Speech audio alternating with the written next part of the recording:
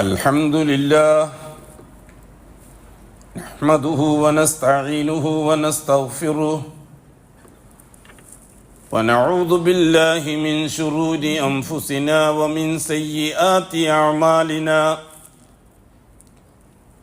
من يهده الله فلا مضل له ومن يضلل فلا هادي له وأشهد أن لا إله إلا الله وحده لا شريك له وأشهد أن محمدا عبده ورسوله أرسله بالهدى ودين الحق ليظهره على الدين كله ولو كره المشركون اللهم صل على محمد وعلى آل محمد كما صليت على إبراهيم وعلى آل إبراهيم وبارك على محمد وعلى آل محمد كما باركت على إبراهيم وعلى آل إبراهيم في العالمين إنك حميد مجيد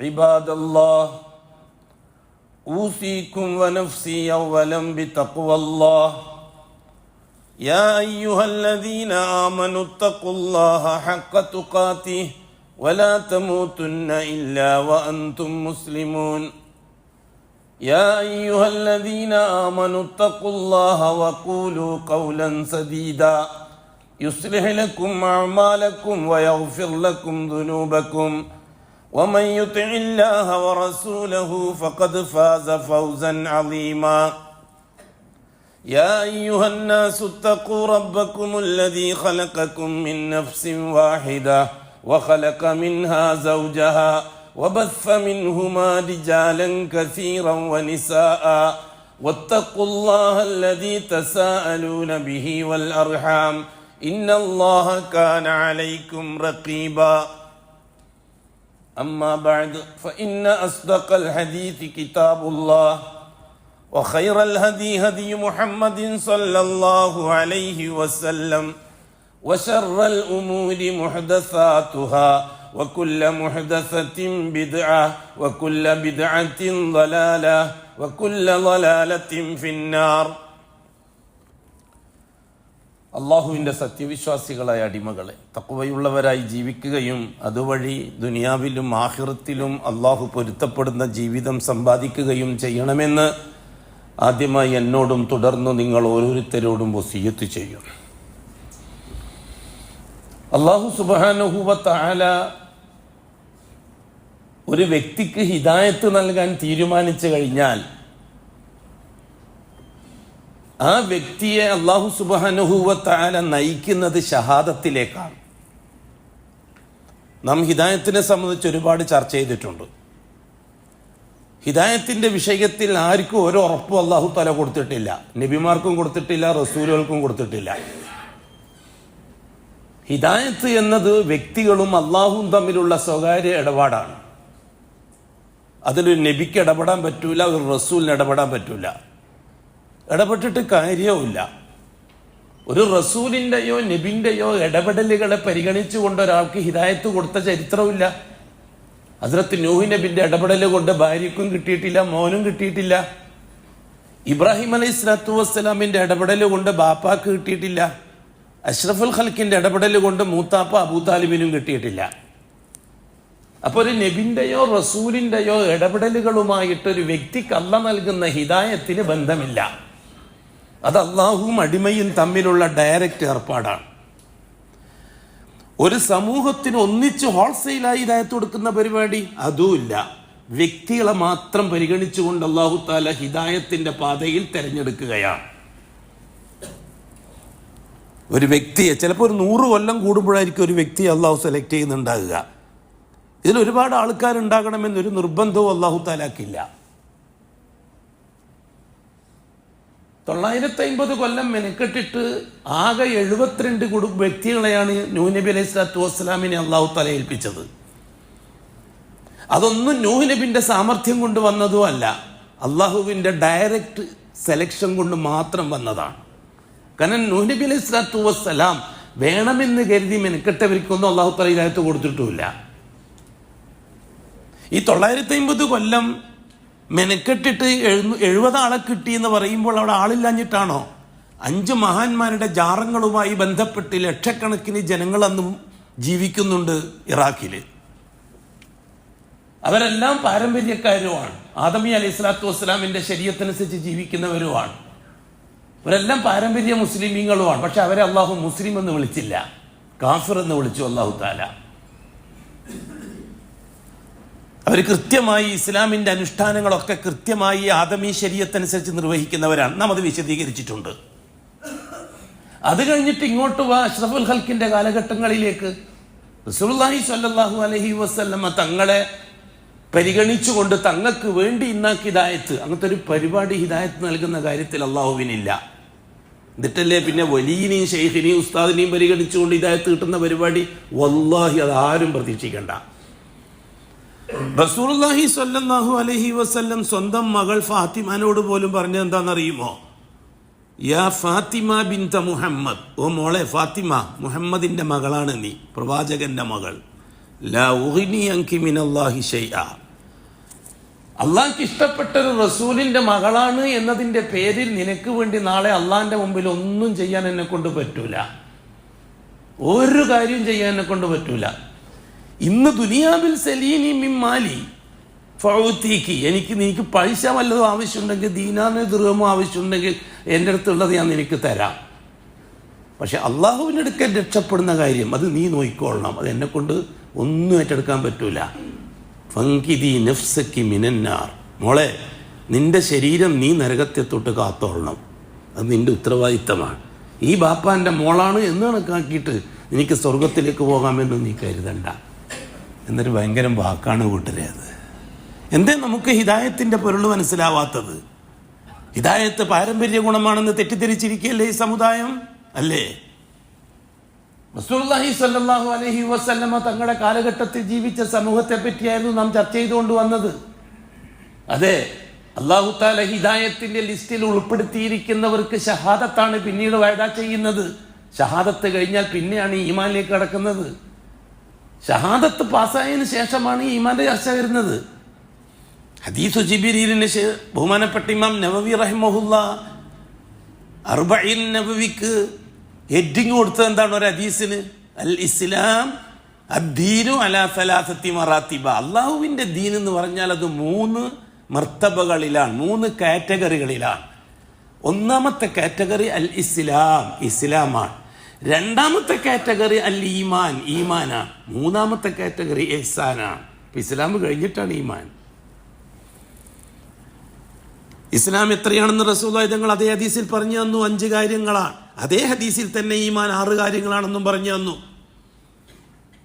ഇതിൽ ഇസ്ലാമിന്റെ ഒന്നാമത്തെ കാര്യമായിട്ട് പറഞ്ഞത് ഷഹാദത്താണ്. ഈമാന്റെ ഒന്നാമത്തെ കാര്യമായിട്ട് പറഞ്ഞത് അൽ ഈമാനു ബില്ലാഹ്, ഈമാന്റെ വിഷയത്തിൽ അള്ളാഹിനെ അംഗീകരിക്കലാണ്. ഇസ്ലാമിന്റെ വിഷയത്തിൽ അംഗീകരിച്ച് ജീവിച്ച് തെളിയിക്കലാണ്. വ്യത്യാസമുണ്ട്. ഷഹാദത്തും ഈമാനും തമ്മിൽ വ്യത്യാസം എന്താണ്? ഷഹാദത്ത് എന്ന് പറഞ്ഞാൽ അള്ളാഹുവേ നീ എനിക്ക് തന്ന ഹിദായത്ത് ഞാൻ നിലനിർത്തിക്കൊണ്ടുപോകാൻ എന്താണോ ചെയ്യേണ്ടത് അത് ജീവിച്ച് തെളിയിക്കാൻ തയ്യാറാണ് എന്ന് അള്ളാഹുമായിട്ട് കരാറിൽ ഏർപ്പെടുന്നതിൻ്റെ പേരാണ് ഷഹാദ. അങ്ങനെ ആ കരാറനുസരിച്ച് ജീവിക്കാൻ തുടങ്ങിയാൽ ഘട്ടം ഘട്ടമായി പ്രവേശിക്കേണ്ടത് ഈമാനിലേക്കാണ്.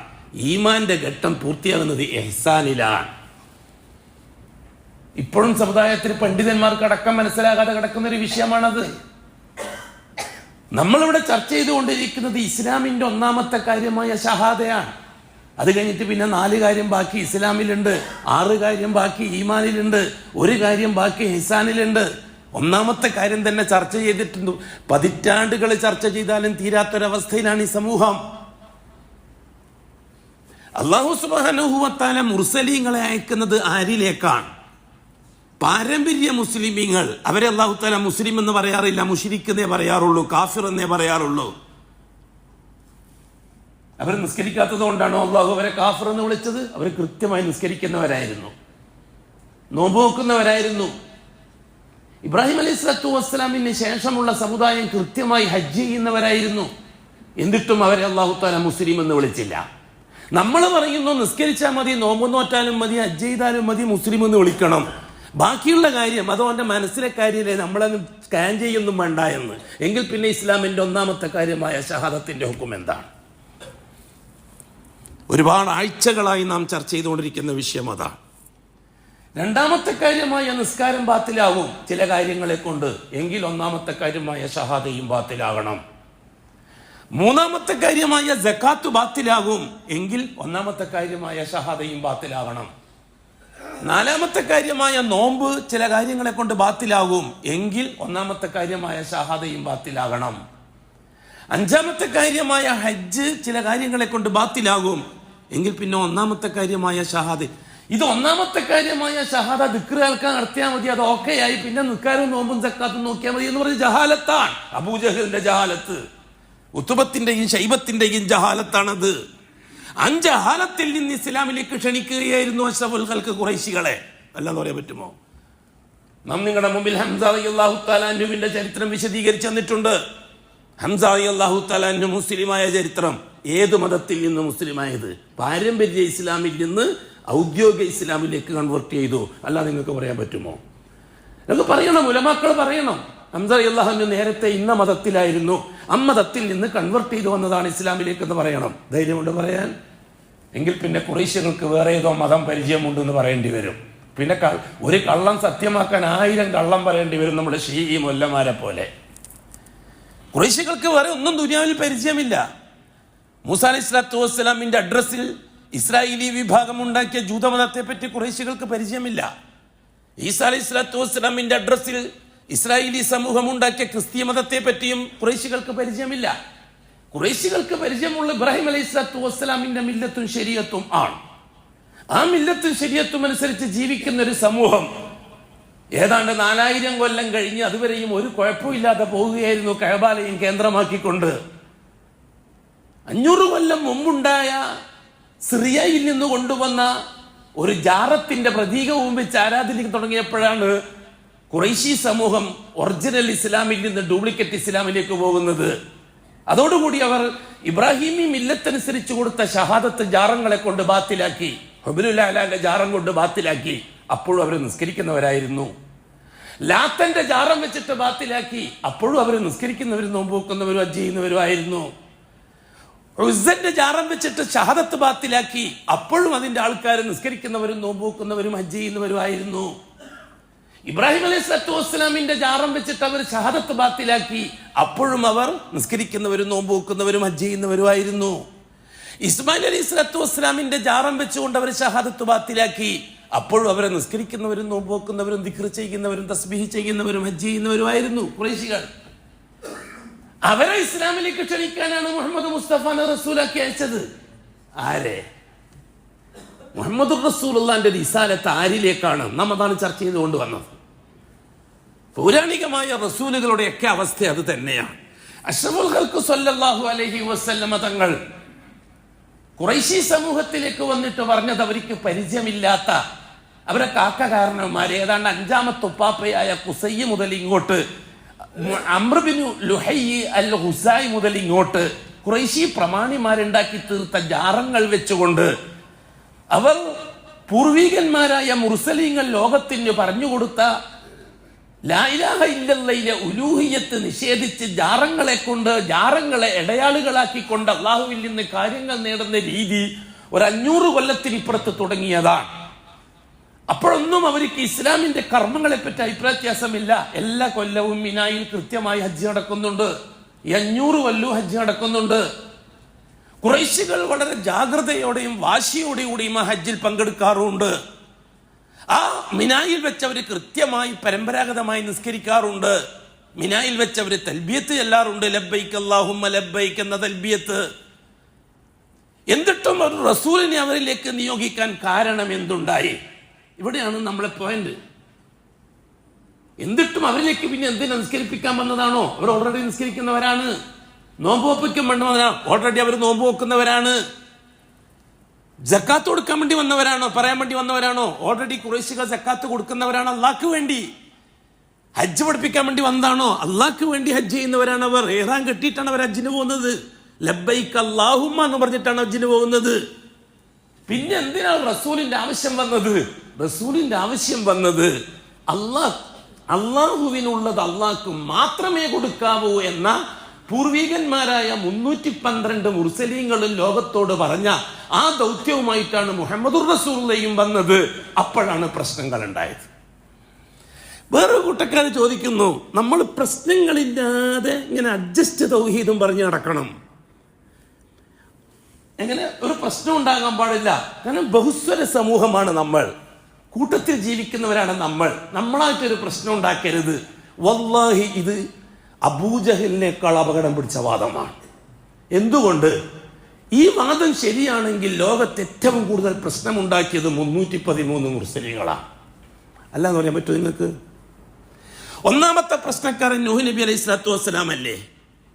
ആ കൗമ 5 ജാറങ്ങളെയും വെച്ച് ഇലാഹലർത്തിയും വിളിച്ച് ദിക്റാൽക്കിയും സലാത്ത് അൽക്കിയും നടത്തിയിട്ട് സുഖസുഭിക്ഷമായി ജീവിക്കുകയായിരുന്നില്ല അന്ന് ഇറാഖിൽ? മൗലാനമാരും ഷെയ്ഖുലമാരെയും വയലും കേട്ട് നിസ്കരിച്ച് നോമ്പും നോറ്റ് സുഖമായി ജീവിക്കുകയായിരുന്നില്ലേ? എന്തെങ്കിലും പ്രശ്നം ഉണ്ടായിരുന്നോ ആ കാലഘട്ടത്തിൽ? കുടുംബ പ്രശ്നങ്ങൾ വല്ലതും ഉണ്ടായിരുന്നോ? രാഷ്ട്രീയ പ്രശ്നങ്ങൾ വല്ലതും ഉണ്ടായിരുന്നോ? എന്തിനാണ് നൂഹ് നബി വന്നിട്ട് പ്രശ്നം ഉണ്ടാക്കിയത്? നൂഹ് നബി അല്ലേ ആദ്യമായിട്ട് പ്രശ്നം ഉണ്ടാക്കുന്നത്? നൂഹ് നബി അലൈഹി സ്വലാത്തു വസ്സലാമല്ലേ അവരുടെ ഈ രീതിയിലുള്ള ഐക്യം ആദർശം പറഞ്ഞ് തെറ്റിക്കുന്നത്? എങ്കിൽ പിന്നെ നിങ്ങളുടെ ഭാഷയിൽ നൂഹ് നബി പ്രശ്നക്കാരനാണ്. നൂഹ് നബിക്ക് ഉണ്ടാതിരുന്നാൽ പോലെയായിരുന്നോ ഒരു ബഹുസ്വരത? അത് ബഹുസ്വരതയാണല്ലോ. 5 ജാറങ്ങളെ വെച്ച് മൗലാനമാരും ഷെയ്ഖുനമാരും സുഖസുഭിക്ഷമായി പണം ഉണ്ടാക്കി ജീവിക്കുകയായിരുന്നില്ലേ? നിസ്കാരത്തിന് വല്ല കുഴപ്പമുണ്ടായിരുന്നോ അന്ന്? പള്ളികൾക്കും ദർസിനും മുദരിസിനും ഇമാമിനും ഖത്തീബിനും വല്ല പ്രശ്നം ഉണ്ടായിരുന്നോ അന്ന്? അതിൻ്റെ ഇടയ്ക്ക് കയറി വന്നിട്ട് എന്തിനാ നൂഹ് നബി ലാ ഇലാഹ ഇല്ലല്ലാഹ് പറഞ്ഞ് പ്രശ്നം ഉണ്ടാക്കിയത്? ഞാനത് അന്നീന്നും ചോദിക്കാം, 10 കൊല്ലമായി ചോദിക്കാൻ തുടങ്ങിയ വിഷയമല്ലേ ഇത്. എന്തിനാണ് നൂഹ് നബി അലൈഹി സ്വലാത്തു വസ്സലാമിനെ അല്ലാഹു റസൂലാക്കി നിയോഗിച്ചത്? ഇന്നാ അർസൽനാ നൂഹൻ ഇലാ ഖൗമിഹി അൻ അൻദിർ ഖൗമക മിൻ ഖബ്ലി അൻ യഅതിയഹും അദാബുൻ അലീം. നൂഹിനെ നമ്മളാണ് റസൂലാക്കി നിയോഗിച്ചത്. അല്ലാഹു പറയുന്ന സൂറത്തു നൂഹിൽ ഞാനാണ് നൂഹിനെ റസൂലാക്കി അയച്ചത്. ആരിലേക്ക്? ഇലാ ഖൗമിഹി, നൂഹിന്റെ കൗമിലേക്ക്. ആരായിരുന്നു ആ കൗമ്? ഏതെങ്കിലും മതക്കാരായിരുന്നോ? ഭൂലോകത്ത് ഏതെങ്കിലും മതം അവർക്ക് പരിചയമുണ്ടോ?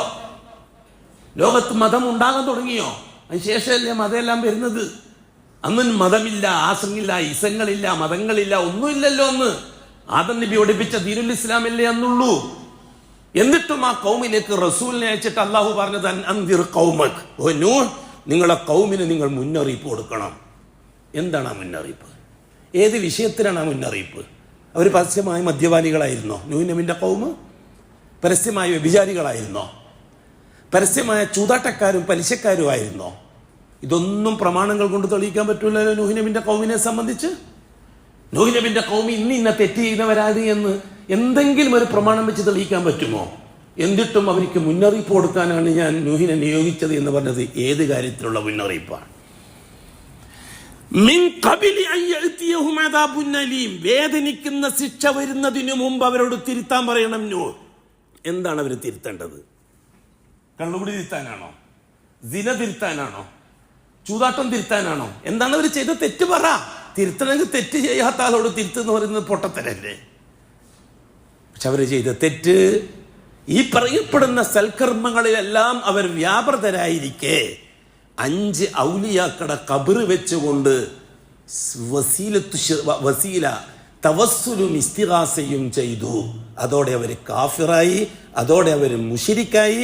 അവരെ ഇസ്ലാമിലേക്ക് ക്ഷണിക്കാൻ, അഥവാ ലാ ഇലാഹ മാ ലക്കും മിൻ ഇലാഹിൻ ഗൈറു, നൂഹ് നബി പിന്നെ പറഞ്ഞ വാക്കതാ, മാ ലക്കും നിങ്ങൾക്കില്ല മിൻ ഇലാഹിൻ ഗൈറു, അല്ലാഹു അല്ലാത്ത ഇടയാളാക്കാൻ പറ്റിയതോ തദ്ബീർ ചെയ്യാൻ പറ്റിയോ അങ്ങനെ നിയന്ത്രിക്കാൻ പറ്റിയതോ സൃഷ്ടിക്കാൻ പറ്റിയതോ ഒരു തരത്തിലുള്ള ഒരാളും അള്ളാഹുവിനോടൊപ്പം വേറെ ഇല്ല എന്ന് നിങ്ങൾ അംഗീകരിക്കണം. അപ്പോഴല്ലേ നാട്ടിൽ പ്രശ്നം ഉണ്ടായത്? അപ്പോഴല്ലേ നാട്ടുകാർ ഭിന്നിക്കാൻ തുടങ്ങിയത്? അപ്പോഴല്ലേ പരസ്പരം കുലുമാലുണ്ടാകാൻ തുടങ്ങിയത്? അപ്പോഴല്ലേ കുടുംബക്കാർ തമ്മിൽ തെറ്റാൻ തുടങ്ങിയത്? അപ്പോഴല്ലേ രാഷ്ട്രീയമായ അനിശ്ചിതത്വം ഇറാഖിൽ ഉണ്ടാകാൻ തുടങ്ങിയത്? എങ്കിൽ ഒന്നാമത്തെ പ്രശ്നക്കാരൻ നിങ്ങളുടെ ഭാഷയിൽ ആരാ? നൂഹ് നബിയാണ്. ഇപ്പൊ നിങ്ങൾ പറയുന്നു, ഇച്ചിരി തിരുവാണുള്ളവരും പറയുന്നു, ഒന്ന് അഡ്ജസ്റ്റ് ചെയ്തിട്ടൊന്ന് മയപ്പെടുത്തിയിട്ടൊന്ന് പറയണം, നമ്മൾ ബഹുസ്വരമല്ലേ? അവരും അന്ന് ബഹുസ്വരമായിരുന്നില്ലേ? നൂഹ് നബിക്ക് ഒന്ന് അഡ്ജസ്റ്റ് ചെയ്യാമായിരുന്നില്ലേ? ഈ പ്രശ്നം ഒഴിവാക്കാൻ ആയിരുന്നില്ലേ? ഒന്ന് ഇലാഹത്തിക്കൊന്നും പോകുന്നില്ലെങ്കിലും അബൂ താലിബിന്റെ മാതിരിയെങ്കിലും ഒന്ന് ജീവിക്കാമായിരുന്നില്ലേ നൂഹിന്? അബൂതാലിബ് ഇലാഹർത്തിക്ക് പോകാറില്ല, ദിക്റുകൾക്കും സലാത്തുകൾക്കും പോകാറില്ല. പക്ഷെ അബൂതാലിബ് മൗനം ദീക്ഷിക്കും. അവനെന്തോ ചെയ്തിട്ട് അത് നമുക്കറിയണ്ട എന്ന് പറയും. ഇതല്ലേ അബൂതാലിബ് ചെയ്ത തെറ്റ്? എന്നിട്ടും അബൂതാലിബ് നരകത്തിലേക്ക് പോയില്ലേ? അതുകൊണ്ട് ഒരു കാര്യം, ഈ അഡ്ജസ്റ്റ്മെൻറ്റുകാരുണ്ടല്ലോ, ബൗസരക്കാർ, അതായത് തൗഹീദിൻ്റെ വിഷയത്തിൽ നാം 100 കൊല്ലമായി സ്വീകരിച്ചിരിക്കുന്ന ആ അടിസ്ഥാന തത്വത്തിൽ നിന്ന് വ്യതിചലിച്ച് അതും ആവാം ഇതും ആവാം എന്ന് പറഞ്ഞിട്ട് കൊടിയ മുശ്രിക്കിൻ്റെ പിറകിൽ പോയി നിസ്കരിക്കുന്ന സെൽഫികളുണ്ടല്ലോ, അവർ വളരെ ഗൗരവമായി ഒന്നാമതായി ചിന്തിക്കണം. രണ്ടാമത്തെ ചർച്ചയാണ് ഷിഈയത്തിൻ്റെ ചർച്ച. ഇവിടെ സെലഫികളാണ് ഗൗരവമാർഗം ഈ വായന പാലിക്കേണ്ടത്. അള്ളാഹു മാത്രമാണെന്ന് പറയുക, അത് പ്രസംഗിക്കുക, അതിനുവേണ്ടി സംഭാവന കൊടുക്കുക. എന്നിട്ട് അള്ളാഹു അല്ലാത്തവരുണ്ടെന്ന് പറയുന്നവരുടെ പിറകിൽ പോയി നിസ്കരിക്കുക. വല്ലാഹി ആ നിസ്കാരം സഹിയാകുകയില്ല. അന്നും നാം പറയുന്നു, ഇന്നും നാം പറയുന്നു. വളരെ കൃത്യമാണ് കാര്യം. രണ്ടാമത്തെ പ്രശ്നക്കാരൻ ഇബ്രാഹിം നബി അല്ലേ? നമ്രൂദിന്റെ നേതൃത്വത്തിൽ ഇറാഖിലെ ജനം സുഖസുഭിക്ഷമായി ജീവിക്കുകയായിരുന്നില്ലേ? കള്ളുപിടിക്കുന്നവർക്ക് കള്ളുപിടിക്കാം, പെണ്ണുപിടിക്കുന്നവർക്ക് പെണ്ണുപിടിക്കാം, ചൂതാട്ടക്കാർക്ക് ചൂതാട്ടം നടത്താം, പലിശക്കാർക്ക് പലിശ തിന്നാം, രാഷ്ട്രീയക്കാർക്ക് അതാവാം, കൊല്ലുന്നവർക്ക് കൊല്ലാം. അങ്ങനെ എല്ലാവർക്കും സ്വതന്ത്രമായി ജീവിക്കുകയായിരുന്നില്ലേ ഇറാഖിലെ ജനം? ആണും പെണ്ണും യഥേഷ്ടം സ്വന്തം ഇഷ്ടപ്രകാരം ജീവിക്കുകയായിരുന്നില്ലേ ഇറാഖിലെ ജനം? എന്തിനാണ് ഇബ്രാഹിം നബി ഇടക്ക് കയറി പ്രശ്നം ഉണ്ടാക്കിയത്? തൗഹീദിന്റെ പേരും പറഞ്ഞിട്ട് ഇബ്രാഹിം നബി പ്രശ്നം ഉണ്ടാക്കിയത് എന്തിനാണ്? അവർ ബഹുസ്വര സമൂഹം സുഖമായി ജീവിക്കുകയായിരുന്നില്ലേ ഇറാഖില്? അതും നമ്രൂദ് രാജാവിന്റെ നേതൃത്വത്തില്. നമ്രൂദ് പറയും പോലെ കേട്ടാ തിന്നാനും കിട്ടും, ഉറങ്ങാനും കിട്ടും, കുടിക്കാനും കിട്ടും, സുഖിക്കാനും കിട്ടും, ഉത്സവത്തിനും കാർണിവലും ഉണ്ട്, ഉറൂസും ഉണ്ട്, എല്ലാം ഇല്ലേ നമ്രൂദിന്റെ നേതൃത്വത്തില്? അതിന്റെ ഇടക്ക് കയറിയിട്ട് ഇബ്രാഹിം നബി എന്തിനാ പ്രശ്നം ഉണ്ടാക്കിയത്? ഈ പ്രശ്നം പറയുന്നവരത് പറയണം. മുസ്ലിങ്ങൾ പ്രശ്നക്കാരാണ്, അതേ ആദർശത്തിന്റെ വിഷയത്തിൽ പ്രശ്നക്കാരാണ്. റസൂലുള്ളാഹി സ്വല്ലല്ലാഹു അലൈഹി വസല്ലമ തങ്ങളോട് ഖുറൈശി പ്രമാണിമാർ വന്നിട്ട് പറഞ്ഞു, മുഹമ്മദ്, നമുക്കൊന്നൊരു ബഹുസ്വരതയുണ്ടാക്കാം, നമുക്കൊരു കോംപ്രമൈസ് ആവാം. നീ ജനങ്ങളെ ഫറഖ്ത ബൈനന, ഞങ്ങൾക്കിടയിൽ ഭിന്നിപ്പുണ്ടാക്കിയിരിക്കുകയാണ് നീ, കുടുംബക്കാരെ തമ്മിൽ തെറ്റിച്ചിരിക്കുകയാണ് നീ. ബാപ്പ അപ്പുറത്ത്, മോനിപ്പുറത്ത്, മോനപ്പുറത്ത്, ബാപ്പ ഇപ്പുറത്ത്, ഒരു വീട്ടിന്റെ ഉള്ളിൽ തന്നെ നീ 2 ഗ്രൂപ്പ് ഉണ്ടാക്കിയിരിക്കുകയാണ് മുഹമ്മദ്. ഒരു കാര്യം ചെയ്യ്, പ്രശ്നവും നീ ഒന്ന് ഒഴിവാക്ക്, ഒരു അഡ്ജസ്റ്റ്മെന്റ് നീ തയ്യാറാകുക. നീ ഒരു കാര്യം ചെയ്താൽ മതി, 1 വർഷം ഞങ്ങൾ വിളിക്കുന്ന ഔലിയാക്കന്മാരെ ഇലാഹദറത്തിക്ക് നീ ഒന്ന് മൗനം ദീക്ഷിച്ച് തന്നാൽ മതി, നീ ഒന്ന് അഡ്ജസ്റ്റ് ചെയ്ത് തന്നാൽ മതി. അഷ്റഫുള്ളക്ക് മുമ്പും ജാറത്തിലേക്ക് പോകാറില്ല. ഈ ഖദീജ ബീബിന്റെ വിവാഹവുമായിട്ട് ബന്ധപ്പെട്ട സംഭവങ്ങൾ നമ്മൾ പറഞ്ഞിട്ടുണ്ട്. ഖദീജ ബീബിന്റെ വീട്ടിലാണ് അഷ്റഫുള്ളക്ക് താമസിക്കുന്നത്, സ്വന്തം വീടില്ല. അബൂതാലിബിന്റെ വീട്ടിൽ നിന്ന് വിവാഹം കഴിച്ചിട്ട് ഭാര്യ വീട്ടിലാണ് റസൂലുള്ളാഹി തങ്ങൾ താമസിക്കുന്നത്. 25ാമത്തെ വയസ്സിലാണ് കല്യാണം നടക്കുന്നത്, 40ാമത്തെ വയസ്സിലാണ് നുബുവത്ത് കിട്ടുന്നത്. ഖദീജ ബീബിന്റെ വീട്ടിന്റെ അയൽവക്കത്ത് താമസിക്കുന്ന ഒരാൾ പറയുമായിരുന്നു, സഹിയായ റിപ്പോർട്ട്, അദ്ദേഹം പറയുകയാണ്, മുഹമ്മദിന്റെ ഒരു വാക്ക് പോലും ഞങ്ങൾ ആ വീട്ടിൽ നിന്ന് കേൾക്കാറില്ല. പുതിയാപ്പിള വരും, സന്തോഷമായി ജീവിക്കും, പുതിയാപ്പിള ജോലി ചെയ്യും. അങ്ങനെ റസൂലുള്ളാഹി തങ്ങൾ ഉറക്കെ സംസാരിക്കാറില്ല, ഖദീജയുമായിട്ട് സംസാരിക്കാൻ നമ്മൾ കേട്ടിട്ടേ ഇല്ല, ഒറ്റ പ്രാവശ്യം ഒഴികെ. ഒരു ദിവസം ഖദീജ റസൂലുള്ളാഹി തങ്ങളോട് പറഞ്ഞു, മുഹമ്മദ്, ഇന്ന സ്ഥലത്ത് ഇന്ന് ഒരു മൗലൂദുണ്ട്, നമ്മളെ പൂർവികന്മാര് ആരാധിച്ചു ആദരിച്ചു പോകുന്ന ലാത്ത ഉസ്സയെ സംബന്ധിച്ചൊരു മൗലൂദ്, ഒരു മദ്ഹ് പാട്ട്, മുഹമ്മദ് പങ്കെടുക്കുന്നോ? ഖദീജ ബിബി വളരെ മാനമായ രീതിയിൽ ഭർത്താവോടാണ് ചോദിക്കുന്നത്. അഷ്റഫുൽ ഖൽഖ് ആ സമയത്താണ് ആ വീട്ടിൽ ആദ്യമായിട്ട് ശബ്ദിച്ച് സംസാരിക്കുന്നത്. ഖദീജ, വല്ലാഹി ഞാൻ അതിൽ പങ്കെടുക്കുകയില്ല, അത് അള്ളാഹുവിന് ഇഷ്ടമില്ലാത്ത ജോലിയാണ്. എപ്പോഴും നബിയായി വന്നിട്ട് അത് പറഞ്ഞതല്ല, റസൂലായി വന്നിട്ടും അത് പറഞ്ഞതല്ല. മരിച്ചു കിടക്കുന്ന മഹാന്മാരായ ഔലിയാക്കളെ മദ്ഹ് പറയുന്ന ഒരു സദസ്സിലേക്ക് ഭർത്താവിനെ ക്ഷണിച്ചതാ ഖദീജ. ഖദീജയും പോയില്ല, റസൂലുള്ളാഹി തങ്ങളും പോയില്ല. അത്ര ശക്തമായിരുന്നു റസൂലുള്ളാഹി തങ്ങളുടെ നിലപാട്. ആ നിലപാടിൽ ഉറച്ചു നിന്നുകൊണ്ട് തന്നെ നീ വിമർശിക്കാതിരുന്നാ മതി. ജാറത്തെ വിമർശിക്കണ്ട, ഇലാഹ വൃത്തിക്കാരെ വിമർശിക്കണ്ട, സലാത്ത് കൽക്കക്കാരെയും ദിക്റുകൾക്കാരെയും വിമർശിക്കണ്ട. നീ ഒന്നും അഡ്ജസ്റ്റ് ചെയ്താൽ മതി മുഹമ്മദ്. തൊട്ടടുത്ത ഒരു കൊല്ലം നീ പറയും പോലെ ഞങ്ങൾ ആ ജാറത്തിലേക്കേ പോകുന്നില്ല, ജാറവും പൂട്ടിയിട്ട് നീ പറയും പോലെ കഅബത്തിന്റെ മുമ്പിൽ അള്ളാഹ്ക്ക് മാത്രം സുജൂദ് ചെയ്തോളാം. അങ്ങനെ നമുക്കൊരു കരാറുണ്ടാക്കിയാലോ മുഹമ്മദ്? പ്രശ്നം ഒന്ന് ബഹുസ്വരത, 100ാം നമ്പർ ബഹുസ്വരത. നമുക്കൊരു അഡ്ജസ്റ്റ്മെന്റ് തൗഹീദില്. റസൂലുള്ളാഹി സ്വല്ലല്ലാഹു അലൈഹി വസല്ലം തങ്ങൾക്ക് സ്വന്തം മറുപടി പറയാനോ ഒന്നും കിട്ടുന്നില്ല. കാത്തിരുന്നു. ദാ വരുന്നു ജിബ്രീൽ അലൈഹിസ്സലാം. എന്താ മുഹമ്മദ് മിണ്ടാതിരിക്കുന്നത്? കാര്യം പറഞ്ഞു കൊടുക്ക്. എന്താ ഞാൻ പറയേണ്ടത്?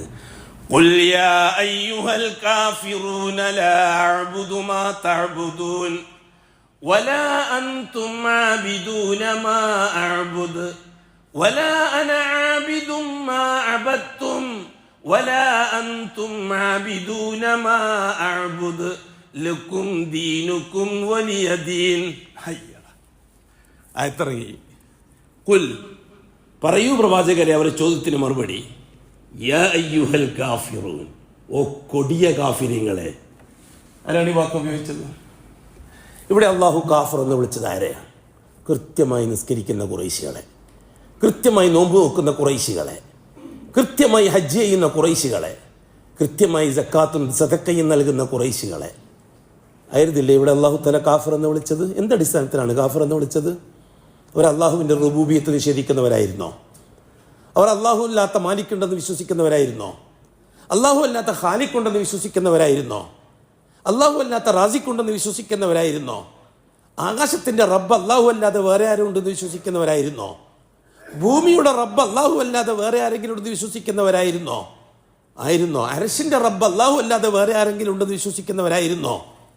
എന്നിട്ടും അവരെ അള്ളാഹു തആല കാഫിർ എന്ന് വിളിച്ചത് എന്തടിസ്ഥാനത്തിലാണ്? ആ പാരമ്പര്യക്കാരാണ് അള്ളാഹു തആല കാഫിർ എന്ന് വിളിച്ചത്. അക്കാഫിരിങ്ങൾ ഇപ്പോഴും കാഫിർ തന്നെയാണ്.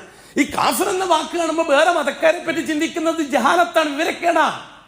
ഇവിടുത്തെ ഷീഈ മൊല്ലന്മാര് ജൂതന്റെ അടുത്ത് നിന്ന് കടം വാങ്ങിയ വിവരക്കേടാണത്. അള്ളാഹ് കാഫിർ എന്ന് വിളിച്ചത് ഇവിടുത്തെ വേറെ മതക്കാരെയാണ്, നമ്മളെയല്ല, നിങ്ങളെ തന്നെയാണ് അള്ളാഹ് കാഫിർ എന്ന് വിളിച്ചത്. ഈ മൊല്ലമാരെയും ശൈഖുനമാരെയുമാണ് അള്ളാഹു കാഫിർ എന്ന് വിളിച്ചത്. അല്ലെങ്കിൽ പിന്നെ ഈ ഖുൽ യാ അയ്യുഹൽ കാഫിറൂൻ എന്ന വികാരം എന്താണ്? എന്നിട്ട് എന്താണ് അല്ലാഹുവിന്റെ റസൂൽ പറഞ്ഞത്? ലാ അഅ്ബുദു മാ തഅ്ബുദൂൻ. നിങ്ങൾ ഈ ഇടയാളാക്കി നിർത്തുന്നവർ, നിങ്ങൾ ഈ തവസ്സുൽ ഇസ്തിഗാസയും ചെയ്യുന്നവർ, നിങ്ങൾ ഈ ദുആ ചെയ്യുമ്പോൾ ഇടക്ക് നിർത്തുന്നവർ, ഞാൻ അവരെ പരിഗണിക്കുന്ന പ്രശ്നമേ ഇല്ല. വലാ അൻതും ആബിദൂന മാ അഅ്ബുദു. നിങ്ങളാവട്ടെ അല്ലാഹ് മാത്രം മതി എന്ന് ഞാൻ പറയുമ്പോൾ അത് നിങ്ങളും അംഗീകരിക്കാൻ തയ്യാറില്ലല്ലോ. നല്ല ആയത്തിന്റെ അർത്ഥം കുറച്ചുകൂടി കട്ടി. വലാ അന ആബിദുൻ, ഇല്ല കൂട്ടരേ ഇല്ല, ഞാൻ നിങ്ങളെ ഈ ജാറത്തെ അംഗീകരിക്കുന്ന പ്രശ്നമേ ഇല്ല. വലാ അൻതും ആബിദൂന മാ അഅ്ബുദു. നിങ്ങളാവട്ടെ ഞാൻ പറയുന്ന അല്ലാഹു മാത്രം മതി എന്നത് അംഗീകരിക്കാൻ നിങ്ങളും തയ്യാറില്ലല്ലോ. ലക്കും ദീനുക്കും, നിങ്ങൾക്ക് നിങ്ങളുടെ ജാറത്തിന്റെ വഴിയേ പോകാം.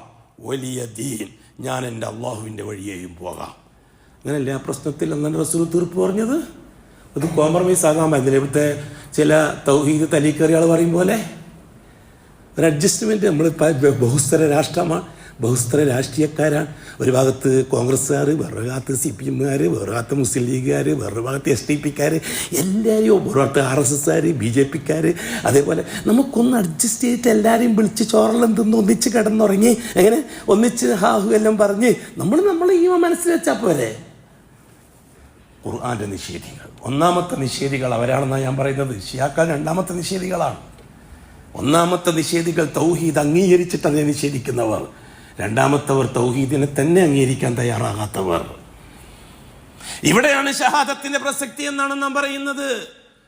ബഹുമാനപ്പെട്ട റസൂലുള്ളാഹി സ്വല്ലല്ലാഹു അലൈഹി വസല്ലം തങ്ങൾ മക്ക മുക്കറമയിൽ ജീവിച്ച കാലഘട്ടത്തെ പറ്റി നാം പരിചയപ്പെടുത്തി തന്നിട്ടുണ്ട്.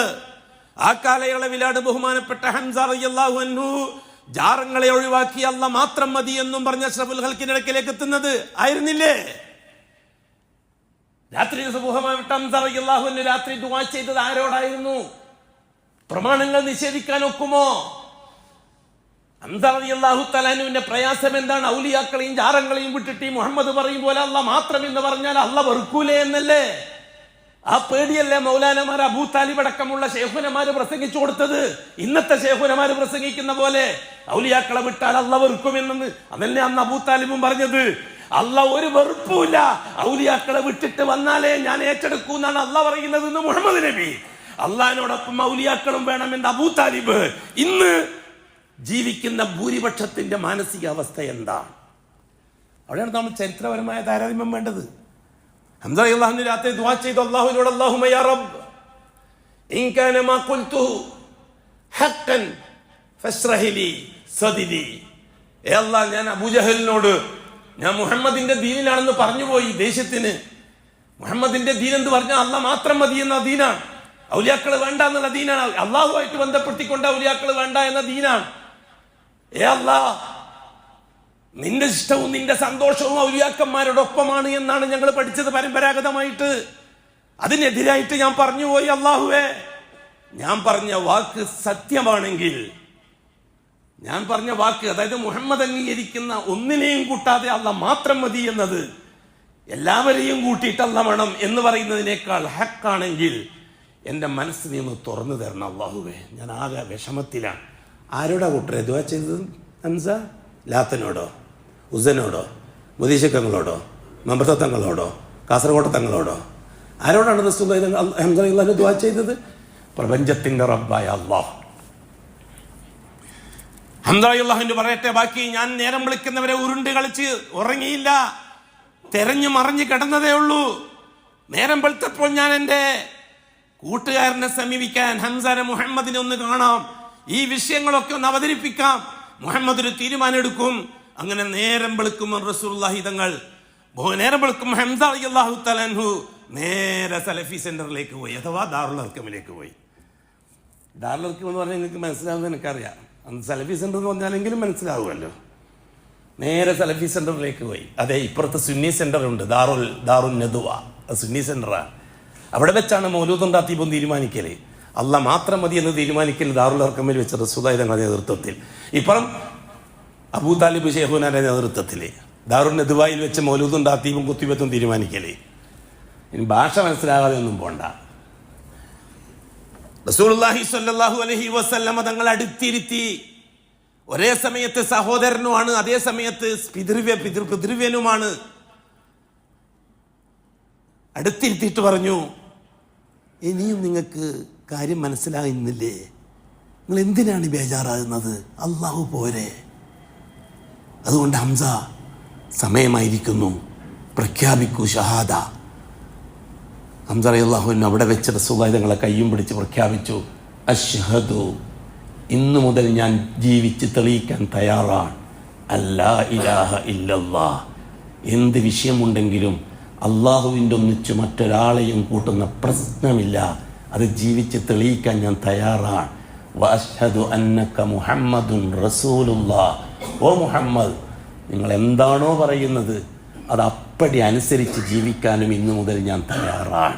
ഇവിടെയല്ലേ ഹംസ റളിയല്ലാഹു അൻഹു മുസ്ലിമായത്? നിങ്ങൾ പറയണം ഏത് മതത്തിൽ നിന്നാണ് ഹംസ റളിയല്ലാഹു അൻഹു മുസ്ലിമായത് എന്ന്. പാരമ്പര്യ ഇസ്ലാമിൽ നിന്ന് പ്രാമാണിക ഇസ്ലാമിലേക്കാണ് ഹംസ റളിയല്ലാഹു അൻഹു വന്നത്. അനുഷ്ഠാന ഇസ്ലാമിൽ നിന്ന് ആദർശ ഇസ്ലാമിലേക്കാണ് ഹംസ റളിയല്ലാഹു അൻഹു വന്നത്. ഹംസ റളിയല്ലാഹു അൻഹു ഇതുവരെ ചെയ്തു പോയ അനുഷ്ഠാനങ്ങളെല്ലാം പരമ്പരാഗതമായ ആചാരങ്ങൾ മാത്രമാണ്. ഇപ്പോഴാണ് ആദർശത്തിലേക്ക് വന്നത്. നമ്മുടെ കാലഘട്ടത്തിൽ ഷീയത്തിൽ നിന്നും സലഫിയത്തിലേക്ക് വരുന്നത് പോലെ ഇന്നലെ വരെ ജാറത്തിൽ പോയി ദിക്ർ ഹൽക്കയ്ക്കും സലാത്ത് ഹൽക്കയ്ക്കും പങ്കെടുത്ത് ബിരിയാണിയും തിന്ന് ആണ്ടും നേർച്ചയും കുത്തുബിയത്തും സകലതും കഴിച്ച് സുഖസുഭിക്ഷമായി മൗലാനമാരൊന്നിച്ച് സന്തോഷമായി ജീവിച്ച ആദ്യാക്കന്മാരും ചെറുപ്പക്കാരും വയസ്സന്മാരും ഹംസ റളിയല്ലാഹു തആല അൻഹുവിനെ പോലെ ഹൃദയം തുറന്നു കിട്ടിയവർ, ഏതോ ഒരു സമയത്ത് ക്ലിക്കായി പോയവർ, അവർ പ്രഖ്യാപിച്ചു, ഇനി ഞാൻ അങ്ങോട്ടില്ല, ഞാൻ എൻ്റെ അള്ളാഹുലേക്ക് മാത്രമേ ഉള്ളൂ. അവരെയാണ് നാം ഇപ്പോൾ സലഫികൾ എന്ന് പറയുന്നത്. അന്ന് ഖുറൈശികൾ റസൂലുള്ളാഹി തങ്ങളെയും തങ്ങളെ ഒന്നിച്ചുള്ളവരെയും അവരും കുടുങ്ങി സിഹറിൽ. മുഹമ്മദ് കടുത്ത സിഹറുകാരനാണ്. ഉമർ സിഹറിൽ കുടുങ്ങി, ഹംസ സിഹറിൽ കുടുങ്ങി. അതേപോലെ ഇന്നത്തെ ഷിയാക്കളും മൗലാനമാരും എന്തു പറയും? ഇതുവരെ അവൻ സുന്നിയാൻ, ഇപ്പോൾ അവൻ വഹാബിയായി. ഖുറൈശികൾ അന്ന് സിഹർ എന്ന് ഉപയോഗിക്കുന്നു, അഖുറൈശികളെ പിൻഗാമികൾ ഇന്ന് വഹാബി എന്ന് ഉപയോഗിക്കുന്നു. വ്യത്യാസമുള്ളൂ. ഇവൻ ഇന്നലെ വരെ നല്ല ഒറിജിനലായിരുന്നു, ഇപ്പോഴും വഹാബിയായി. മുഹമ്മദ് 40 വയസ്സ് വരെ ഒറിജിനലായിരുന്നു, ഇപ്പോൾ അവൻ സാഹിറായി. അല്ലേ? ഖുറൈശികൾ അങ്ങനെയല്ലേ റസൂലുള്ളാഹി തങ്ങളെ അഭിസംബോധന ചെയ്ത് പിന്നീട് ചോദിച്ചില്ലേ പരിശുദ്ധ ഖുർആൻ, നീ എന്താണ് മുഹമ്മദ് ഈ പറയുന്നത്? എല്ലാവരെയും വിട്ടിട്ട് അള്ള മാത്രം മതിയെന്നോ? ഈ ഔലിയാക്കന്മാരില്ലാതെ നമ്മൾ എങ്ങനെയാണ് അള്ളാഹുവിൽ നിന്ന് കാര്യങ്ങൾ നേടുക? ബിജാഹി ബർക്കത്തും ബിഹി ബർക്കത്തും ബിഹക്കി ബർക്കത്തും ഒന്നും ഇല്ലാണ്ട് എങ്ങനെ കാര്യങ്ങൾ നേടുക? എന്താണ് മുഹമ്മദ് ഈ പറയുന്നത്? അജഅലൽ ആലിഹ, ഈ ഔലിയാക്കന്മാരെല്ലാം നീ ആക്കി കളഞ്ഞോ? ഇലാഹം വാഹിദ, ഒറ്റയാൾ മതിയെന്ന്. ഇന്ന ഹാദാ ലശൈഉൻ ഉജാബ്, ഇതൊരു അത്ഭുതമുള്ള കാര്യമാണല്ലോ മുഹമ്മദ്, വല്ലാത്ത അജീബായ ഒരു കാര്യമാണല്ലോ. എന്നിട്ട് ഖുറൈശികൾ ചോദിക്കുമായിരുന്നു, താരിഖു ആലിഹത്തിന ലിശാഇരിൻ മജ്നൂൻ, ഈ പിരാന്തനായ, ഈ കവിയായ, ഈ സാഹിറായ മുഹമ്മദിന് വേണ്ടി നമ്മൾ പരമ്പരാഗതമായി ഉപ്പുപ്പമാര് പരിചയപ്പെടുത്തി തന്ന മഹാന്മാരെയൊക്കെ കൈവിട്ടിട്ട് ഇവൻ ഈ പറയും പോലെ അള്ളാഹ് മാത്രം മതി എന്ന് പറയാൻ ഈ സാഹിർ, ഈ കഥ പറയുന്ന പിരാന്തൻ ഒന്നിച്ചാണോ? ഖുർആൻ പറഞ്ഞ വാക്കാ.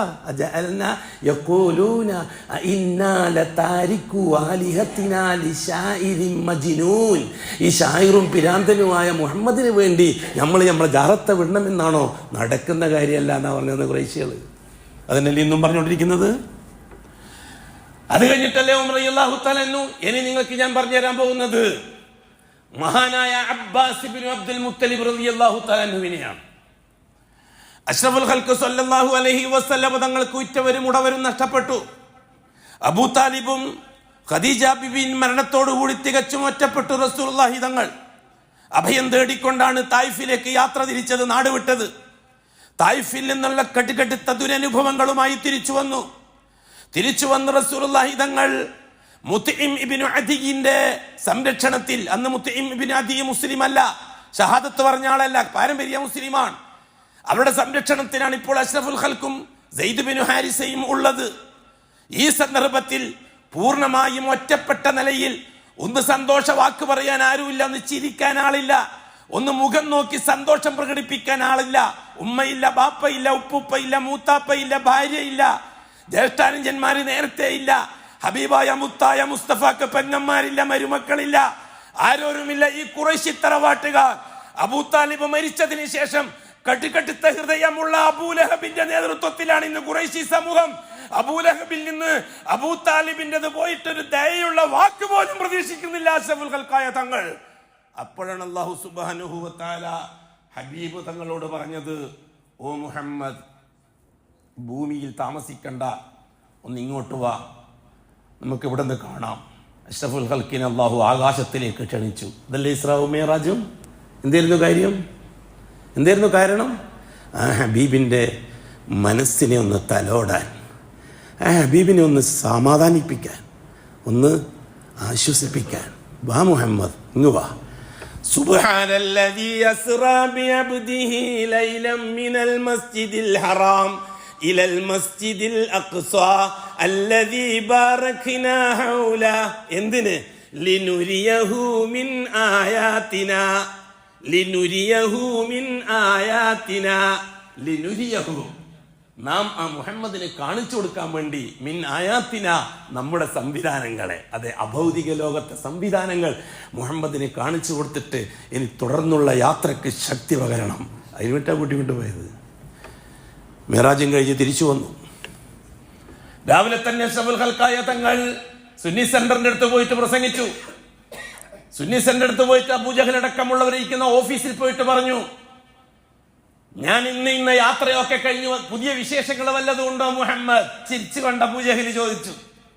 മുഹമ്മദിന് എന്തോ പറയാണ്ടെന്ന് തോന്നുമല്ലോ, എന്തോ പ്രത്യേകത എന്തോ തോന്നുന്നല്ലോ, മുഖത്ത് ഭയങ്കര പ്രകാശം ഉണ്ടല്ലോ, എന്തെങ്കിലും പിരാന്ത് പറയാനുണ്ടോ മുഹമ്മദിന്? ഉണ്ട്, എനിക്ക് ചില കാര്യങ്ങൾ പറയാനുണ്ട്. എന്താണ്? ഞാൻ ഇന്നലെ രാത്രി ഇന്ന സ്ഥലത്തൊക്കെ പോയി വന്നിരിക്കുകയാണ്. ഇങ്ങനെയുണ്ടാവും, ഒന്ന് ആലോചിക്കുക. എല്ലാരും കൂടി ക്ലബിലുള്ള ആൾക്കാരല്ലേ, പൊട്ടിച്ചിരിക്കാൻ തുടങ്ങി. പിരാന്തുമായിട്ട് ഇതാ മുഹമ്മദ് വന്നിരിക്കുന്നു, വലിയ പിരാന്ത്. നമുക്ക് 2 മാസം വേണം ബൈത്തുൽ മുഖദ്ദസിൽ പോയി തിരിച്ചു വരാൻ, ഇവൻ ആകാശത്തിലും പോയി തിരിച്ചു വന്നിരിക്കുകയാണ് അത്രേ. കളിയാക്കി ചിരിക്കാൻ തുടങ്ങി. അബൂജഹൽ ചോദിച്ചു മുഹമ്മദ് മുസ്തഫ തങ്ങളോട്, ഞാൻ എന്റെ ഖൗമിനെ വിളിക്കട്ടെ, നീ ഇത് പറയോ? ഞാൻ പോയിട്ട് പറഞ്ഞാൽ അംഗീകരിക്കൂല, നീ അവരോട് പറയോ? റസൂലുള്ളാഹി തങ്ങൾ പറഞ്ഞു, ധൈര്യമായിട്ട് ഖൗമിനെ വിളിക്കും. യാ അഹ്ല ഖുറൈശ്. അബൂജഹലിന്റെ വിളി കേട്ടപ്പോൾ എല്ലാവരും സുന്നി സെന്ററിലേക്ക് ഓടി വന്നു. ദാ മുഹമ്മദിന് എന്തോ പറയാനുണ്ട് എന്ന്. മുഹമ്മദിന് എന്തോ പറയാനുണ്ട് എന്ന്. മുഹമ്മദേ പറ. ഞാൻ ഇന്നലെ രാത്രി ബൈത്തുൽ മുഖദ്ദസിലും അതിന്റെ അപ്പുറത്ത് ആകാശങ്ങളിലും പോയിട്ട് വന്നിരിക്കുന്നു. അഷ്റഫുൽ ഖൽക്ക് കണ്ടത് പറയാൻ ആരെയും പേടിക്കണോ? പഠിച്ചത് പറയാൻ ആരെയും പേടിക്കണോ? കണ്ടതും പറയാൻ ആരെയും പേടിക്കണോ? ഈ അഡ്ജസ്റ്റ് ബൗസരക്കാർക്ക് പറയാൻ പേടിക്കണം കുറച്ചൊക്കെ. വോട്ട് പേടിക്കണം, സമ്പത്ത് പേടിക്കണം, കച്ചവടം പേടിക്കണം, കല്യാണം പേടിക്കണം, കാരണം ഒറിജിനൽ സലഫിക്കാരൻ, ഒറിജിനൽ ഷീഈ മുശ്രിക്കിന്റെ മോളെയാ കെട്ടിച്ചിരിക്കുന്നത്. ഞാൻ ചോദിക്കട്ടെ നിങ്ങളോട്, ഹമീദ് ഫൈസി പറഞ്ഞത് ശരിയല്ലേ? ഹമീദ് ഫൈസി ചോദിക്കുന്നു, വഹാബികൾ ജാറത്തിൽ പോക്ക് ശിർക്കാണെന്ന് പറയുന്നു, പക്ഷെ ജാറത്തിൽ പോകുന്ന ആൾക്കാരെ പിറകിൽ നിസ്കരിക്കുന്നു, എങ്കിൽ ഇത് കപടമല്ലേ? ശിർക്ക് ചെയ്യുന്നവന് തുറന്ന് നിസ്കരിക്കാൻ പറ്റുമോ? മുജാഹിദീങ്ങളാവട്ടെ ഷിയാക്കളെ പള്ളിയിൽ നിന്ന് നിസ്കരിക്കുന്നു കാണുന്നുണ്ട്. അപ്പോൾ ഇവർ കപടന്മാരല്ലേ? അദ്ദേഹം ചോദിച്ചത് ശരിയല്ലേ? ഹമീദ് ഫൈസി ചോദിച്ചത് ശരിയല്ലേ? കാരണം മുജാഹിദാന്ന് പറഞ്ഞ് മെമ്പർഷിപ്പ് എടുത്തിട്ട് നടക്കും, ജാറത്തിന്റെ പള്ളിയിൽ പോയിട്ട് ആ ഇമാമിന്റെ കുത്തിവെത്തേക്കുന്ന ഇമാമിന്റെ ഒക്കെ നിൽക്കുകയും ചെയ്യും. ഇതിന് ഞാനും മുജാഹിദാന്ന് പറയുകയും ചെയ്യും.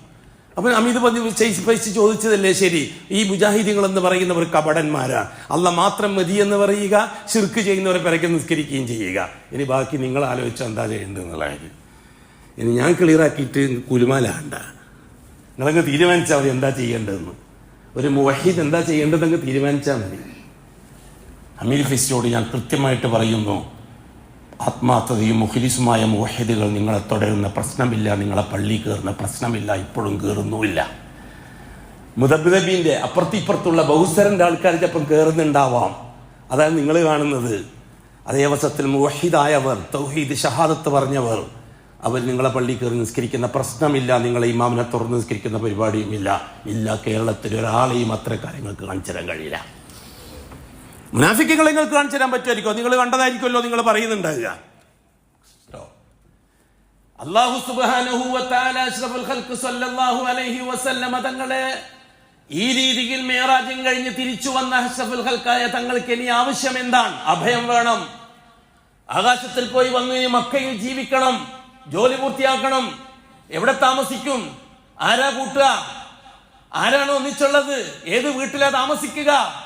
അഷ്റഫുൽ ഖൽഖ് സല്ലല്ലാഹു അലൈഹി വസല്ലമ തങ്ങൾ ഓരോ ഗോത്രക്കാരുടെയും പടിവാതിൽക്കലേക്ക് പോകാൻ തുടങ്ങി. മാഷാ അല്ലാഹ്. റസൂലുള്ളാഹി തങ്ങൾ ഹജ്ജ് നടക്കുന്ന സന്ദർഭത്തിൽ മിനായിലേക്ക് പോയി. ഹാജിമാർ വന്നു കൂടിയിരിക്കുകയാണ്. പാരമ്പര്യ ഹാജിമാർ, ഷീഈ ഹാജിമാർ വന്നു കൂടിയിരിക്കുകയാണ് മിനായിൽ ഹജ്ജിന് വേണ്ടി. റസൂലുള്ളാഹി തങ്ങൾ അവരോടൊപ്പം ഹജ്ജ് ചെയ്യാറില്ല, അവരോടൊപ്പം നിസ്കരിക്കാറുമില്ല. അവർ മിനായിൽ വെച്ച് നിസ്കരിക്കും. അഷ്റഫുൽ ഖൽഖ് അവരോടൊപ്പം കൂടാറില്ല. റസൂലുള്ളാഹി തങ്ങൾ ഓരോ തമ്പിൻ്റെയും വാതിൽക്കൽ പോയി മുട്ടി. ഒന്നിച്ച് അലി അല്ലാഹു അൻഹു ആണ് ഈ ഹദീസ് റിപ്പോർട്ട് ചെയ്യുന്നത്, ഒത്തിച്ച് അബൂബക്കർ സിദ്ദീഖ് റളിയല്ലാഹു അൻഹു ഉണ്ട്. മുട്ടുമ്പോൾ അവർ തമ്പിൻ്റെ കൂടാരത്തിൻ്റെ വാതിൽ തുറക്കും. ഹദീസിൽ വന്നത് അഷ്റഫുൽ ഖൽഖ് സലാം പറയും. ആയിരിക്കേ ഈ ശിയാക്കൾ പറയും പോലെ ഏതെങ്കിലും മതക്കാർക്കോ? പാരമ്പര്യക്കാരാണ് അവർ, നിസ്കരിക്കുന്നവരാണ്, നോമ്പ് വെക്കുന്നവരാണ്, അവർക്കാണ് സലാം പറഞ്ഞത്. അവർ സലാം മടക്കും. അബൂബക്കർ സിദ്ദീഖ് റളിയല്ലാഹു അൻഹു തമ്പിലേക്ക് കയറട്ടെ എന്ന് ചോദിച്ച് സമ്മതം ചോദിച്ചതിന് ശേഷം അബൂബക്കർ ചോദിക്കും, മൻ അന്തും, നിങ്ങൾ ആരാണ്? നമ്മളെ ഇന്ന് രാജ്യത്തിനാണ് മിനായിൽ തമ്പിലുണ്ടാകുക, ഇന്ത്യൻ്റെ തമ്പ്, പാകിസ്ഥാൻ, അങ്ങനെ അന്ന് ഗോത്രക്കാർക്കാണ് തമ്പുണ്ടാകുക. ഹജ്ജിന് ഗോത്രക്കാരുടെ തമ്പുകളാണ്. നിങ്ങൾ ഏത് ഗോത്രമാണ്? അപ്പോൾ ആ ഗോത്രത്തിൻ്റെ തലവന്മാരിൽപ്പെട്ട ഒരാൾ പറഞ്ഞു, ഞങ്ങൾ ബനു സഅലബ് ഗോത്രക്കാരാണ്. അപ്പോൾ അബൂബക്കർ സിദ്ദീഖ് റളിയല്ലാഹു അൻഹു പറഞ്ഞു, എൻ്റെ ഒന്നിച്ചുള്ളത് മുഹമ്മദാണ്, അവർക്കൊന്ന് എന്തോ വർത്താനം പറയാനുണ്ട്, പറയട്ടെ. റസൂലുള്ളാഹി റളിയല്ലാഹു പറയുന്നു, അബൂബക്കർ പിറകോട്ട് മാറും, റസൂലുള്ളാഹി തങ്ങൾ മുമ്പോട്ട് പോയി. എന്നിട്ട് റസൂലുള്ളാഹി തങ്ങളോട് അവർ പറയും, അഷ്റഫുൽ ഖൽഖ് പ്യൂറായിട്ട് പറയും, ഖൂലൂ ലാ ഇലാഹ ഇല്ലല്ലാഹ് ഫശ്ഹദൂ, നിങ്ങൾ ലാ ഇലാഹ ഇല്ലല്ലാഹ്ക്ക് ഷഹാദ പറയണം. ഞാൻ ആ അള്ളാഹു നിയോഗിച്ച റസൂലാണ്, നിങ്ങൾ എന്നെ അനുസരിക്കണം. ആ സമയത്ത് ബനൂ സഅലബ ഗോത്രക്കാര് പല വർത്താനങ്ങളും പറഞ്ഞു. അവിടുന്ന് പിരിച്ചു. റസൂലുള്ളാഹി തങ്ങൾ പറഞ്ഞു, ഞങ്ങൾക്ക് കേൾക്കാൻ താല്പര്യമില്ല എന്ന്. അഷ്റഫുൽ ഖൽഖ് പുറത്തേക്ക് ഇറങ്ങി. പിന്നെ പോകുന്നത് ബനൂ ശൈബാൻ ഗോത്രക്കാരിലേക്കാണ്. ഒരുപാട് ആൾക്കാരുള്ള മഹത്വമുള്ളൊരു ഗോത്രമാണ് ബനൂ ശൈബ ഗോത്രം. ആ ഷൈബിലേക്ക് സമ്മതം ചോദിച്ച് കയറി റസൂലുള്ളാഹി തങ്ങൾ അവരോടും പറഞ്ഞു, രണ്ട് വാക്ക് പറഞ്ഞോട്ടെ. അവിടെ നിന്നും റസൂലുള്ളാഹി തങ്ങളുടെ മുമ്പിൽ അവർ പല ഡിമാൻഡുകൾ വെച്ചു. ഡിമാൻഡോടുകൂടി ഇസ്ലാമില്ല, ഈ ബൗസറ ഇസ്ലാമില്ല എന്നർത്ഥം. ഡിമാൻഡില്ല, തൗഹീദിന് ഡിമാൻഡില്ല, അതങ്ങ് അംഗീകരിക്കലാണ്. റസൂലുള്ളാഹി തങ്ങൾ പറഞ്ഞു, ഡിമാൻഡ്സുകളോടുകൂടിയുള്ള അംഗീകാരം ശരിയാവുകയില്ല. ഉദ്ഖുലൂ ഫിസ്സിൽമി കാഫ, പൂർണ്ണമായി മുസ്ലിം ആകണം. റസൂലുള്ളാഹി തങ്ങളും അബൂബക്കർ സിദ്ദീഖും ഇറങ്ങി അടുത്ത തമ്പിലേക്ക് ലക്ഷ്യം വെച്ച് പോവുകയാണ്. അഷ്റഫുൽ ഖൽക്ക് കാണുന്നു 6 പേരടങ്ങുന്ന ഒരു ചെറു സംഘം. ആ സംഘത്തെയും അഷ്റഫുൽ ഖൽക്ക് വിട്ടില്ല കാണാതെ. പോയി മുട്ടി കയറി. മിന്നൈന അന്തും, നിങ്ങൾ ആരാ? ഞങ്ങൾ യസ്രിബിൽ നിന്നുള്ള ഖസ്റജ് ഗോത്രക്കാരാണ്. മദീനത്ത് നിന്ന് ഹജ്ജിന് വന്നിരിക്കുകയാണ് പാരമ്പര്യ മുസ്ലിങ്ങൾ. ഔസ് ഖസ്റജ് ഗോത്രക്കാർ പാരമ്പര്യക്കാരാണ്, ഇബ്രാഹിമി ശരീഅത്തും മില്ലത്തുംകാരാണ്. അപ്പോൾ റസൂലുള്ളാഹി തങ്ങൾ ചോദിച്ചു അവരോട്, യസ്രിബിലെ ജൂതഗോത്രക്കാരുടെ അയൽവക്കത്ത് താമസിക്കുന്ന ഖസ്റജാണോ നിങ്ങൾ? ഖാലു നഅം, അതെ ഞങ്ങളാ. റസൂലുള്ളാഹിക്ക് ആവേശം കേട്ടു. അതെ, അഷ്റഫുൽ ഖൽക്കിന് യസ്രിബിലെ ജൂതന്മാരെ പറ്റി അറിയാം. ഈ ഖസ്റജ് ഗോത്രക്കാരും ജൂതന്മാരും തമ്മിലുള്ള യുദ്ധത്തെ പറ്റിയും അറിയാം. റസൂലുള്ളാഹി തങ്ങൾ ചോദിച്ചു, ഞാൻ 2 വാക്ക് സംസാരിക്കട്ടെ? റസൂലുള്ളാഹി തങ്ങൾക്ക് അവർ സമ്മതം കൊടുത്തു. ഞാൻ അള്ളാഹുവിൻ്റെ റസൂലാണ്, ലാ ഇലാഹ ഇല്ലല്ലാഹ് അംഗീകരിക്കണം നിങ്ങൾ. ആ സമയത്ത് ആ ഗോത്രത്തലവന്മാർ കൂടി യോഗം കൂടി പറഞ്ഞു, ജൂതന്മാര് നമ്മളെ പേടിപ്പിച്ചുകൊണ്ടിരിക്കുന്ന മുഹമ്മദ് ആയിരിക്കാം ഇത്, തീർച്ചയായിട്ടും നമുക്ക് അംഗീകരിക്കണം. ജൂതന്മാർ ഈ പ്രവാചകനെ കാത്തിരിക്കുകയാണ്. പ്രവാചകനെ സ്വീകരിച്ച് അവരെ കൂട്ടത്തിൽ കൂട്ടിയിട്ട് ഖസ്റജ് ഗോത്രക്കാരെ നശിപ്പിക്കാൻ. അതിന് മുമ്പേ നമുക്ക് ഈ മുഹമ്മദിനെ അംഗീകരിക്കണം. അവര് കൂട്ടത്തോടെ ദീനുൽ ഇസ്ലാമിലേക്ക് വന്നു. യസ്രിബിൽ നിന്ന് വന്ന സംഘം മുസ്ലിമായി. മുസ്ലിമായി എന്ന് പറഞ്ഞാൽ മർക്കജീദുന്നാ, ലാ ഇലാഹ ഇല്ലല്ലാഹ് ഷഹാദ കൊടുത്തു. ഇനി അങ്ങോട്ട് ഇനി ജാറമില്ല, അല്ലാഹ് മാത്രം. ഇനി അങ്ങോട്ട് വേറെ നേതാക്കന്മാരില്ല, മുഹമ്മദ് നബി മാത്രം. ആ 6 സംഘമാണ് ആദ്യത്തെ ഹുദൈബിയ സംഘം, മിനായിലെ സംഘം. അവരാണ് മദീനയിലേക്ക് തിരിച്ചുപോയി പിറ്റത്തെ കൊല്ലം 12 ആളുമായിട്ട് വന്നത്. അതിൻ്റെ അപ്പുറത്തെ കൊല്ലം 75 ആളുമായിട്ട് വന്നത്. അവരുമായിട്ടുള്ള സംസാരത്തിലാണ് മദീനത്തേക്കുള്ള ഹിജറന്റെ ചർച്ച തുടങ്ങുന്നത്. ആ ചർച്ചയിലാണ് അബ്ബാസ് റളിയല്ലാഹു അൻഹു കയറി സംസാരിക്കുന്നത്. അബ്ബാസ് റളിയല്ലാഹു അൻഹു ഒന്നും മുസ്ലിം അല്ല. ഉഹദിൽ മുശ്രിക്കീങ്ങളുടെ പക്ഷത്താണ് അബ്ബാസ് റളിയല്ലാഹു അൻഹു. ബദറിൽ മുശ്രിക്കീങ്ങളുടെ പക്ഷത്താണ് അബ്ബാസ് റളിയല്ലാഹു അൻഹു. പക്ഷെ അന്ന് ആ 70ഓളം വരുന്ന ഔസ് ഖസ്റജ് ഗോത്രക്കാരോട് സംസാരിക്കാൻ അഷ്റഫുൽ ഖൽക്ക് ഒന്നിച്ചു കൊണ്ടുപോയത് 1 അബൂബക്കർ സിദ്ദീഖിനെ, 2 അലി അബി താലിബിനെ, 3 അബ്ബാസ് ഇബ്നു അബ്ദുൽ മുത്തലിബിനെ. മുഹമ്മദ് നബി ഏതോ കുഞ്ഞിനാമിനെയും കൂട്ടിയിട്ട് പോയി എന്നാണോ നിങ്ങൾ അർത്ഥം വെക്കേണ്ടത്? ഏതോ വർഗീസിനെയും കൂട്ടിയിട്ട് പോയി എന്നാണോ നിങ്ങൾ അർത്ഥം വെക്കുക? അതേസമയത്ത് അബ്ബാസ് മുസ്ലിമായിരുന്നോ? അല്ല. എന്തുകൊണ്ട് മുസ്ലിമായില്ല? ലാ ഇലാഹ ഇല്ലല്ലാഹ് ഷഹാദ കൊടുത്തില്ല, അതുകൊണ്ട് മുസ്ലിമായില്ല. നിസ്കാരക്കാരനാണ്, നോമ്പുകാരനാണ്, ഹജ്ജിന് വന്നതാണ്. അബൂബക്കർ സിദ്ദീഖ് റളിയല്ലാഹു അൻഹുവിനെ കൂടാരത്തിന്റെ ഗേറ്റ് പാറാവുകാരനാക്കിയ അഷ്റഫുൽ ഖൽക്ക് അലിയിനെ വഴിക്ക് നിർത്തി. എന്തുകൊണ്ട്? മക്കയിൽ നിന്ന് ഈ യസ്രിബിൽ നിന്ന് തന്നെ 500ഓളം പേര് ഹജ്ജിന് വന്നിട്ടുണ്ട്. അതിൽ 73 പേര് 55 പേര് മാത്രമാണ് ഷഹാദത്തിന്റെ ആൾക്കാര്. ബാക്കിയുള്ളത് പാരമ്പര്യ മുസ്ലിമീങ്ങളാ. ഇന്നത്തെ മാതിരി തന്നെ ഇന്ന് മിനയിൽ 25 ലക്ഷം ഉണ്ടെങ്കിൽ അതിൽ ചെറിയൊരു ന്യൂനപക്ഷം സലഫികൾ, ബാക്കി കംപ്ലീറ്റ് ഷിയാക്കൾ. ഇന്നത്തെ പോലെ തന്നെ അന്ന് 500 പേരാണ് മദീനയിൽ നിന്ന്. ചരിത്രം സമൂഹത്തിന് മനസ്സിലാക്കി കൊടുക്കുക സഹോദര. അതാണ് തൗഹീദിന്റെ അടിത്തറ. മറ്റുള്ള എല്ലാം വേറെ മതക്കാരാക്കി ജാറത്തിന്റെ ആൾക്കാർ ഞങ്ങളാണ് മുസ്ലിം എന്ന് പറയുമ്പോൾ അല്ല എന്ന് പറയാൻ നമുക്ക് തന്റെ ഇടമുണ്ടാകണം. അതായിരിക്കണം നമ്മുടെ തൗഹീദ്. അഖൂലു ഖൗലി ഹാദാ വല്ലാഹു അഅലം വഅസ്തഗ്ഫിറുല്ലാഹൽ അളീമ ലീ വലക്കും വഅസ്തഗ്ഫിഹി അന്നി വഅൻകും വഅൻ ജമീഇൽ മുസ്ലിമീന വൽ മുഅ്മിനീന അജ്മഈന വസ്തഗ്ഫിറുഹു ഇന്നഹു ഹുവൽ ഗഫൂറുർ റഹീം. യാ അല്ലാഹ്.